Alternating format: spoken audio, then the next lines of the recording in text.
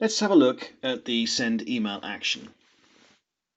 So first, let's copy our workflow 1.06. So we right-click, copy here. Select your newly copied workflow, right-click on it and select rename, and let's name it 1.07. Now hide your Model Explorer and let's do away with all of this external data source business. Okay, select it all and click delete on your keyboard and let's run the workflow.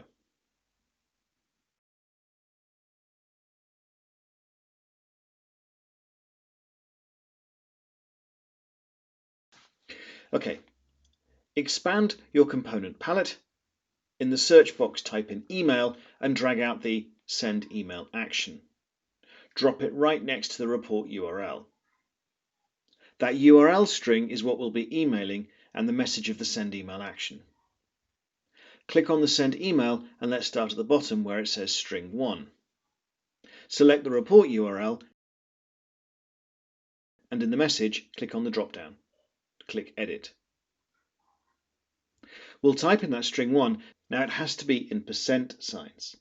If you put an open bracket and close bracket or less than and greater than sign around the string 1, it'll protect it from any breaks within the link.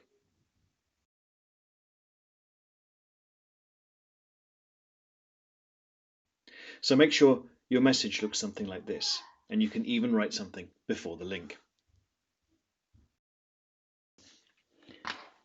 So click on Report below for transport info.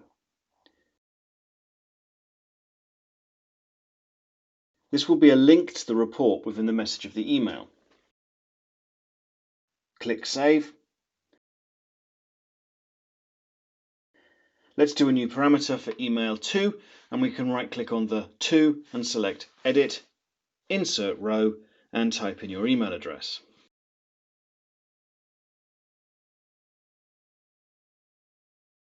OK, click on the Send Email action, give it a From, click Edit, and this will be from LiveCompare at yourcompany.com.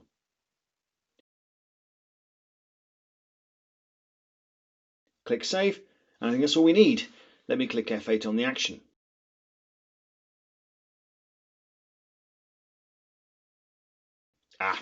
I forgot to do the subject line. Up top, you can see there is an error message, but there are not enough arguments. Click back on your action, go to Subject. This will be the subject field of the email. So LiveCompare TPR-T report.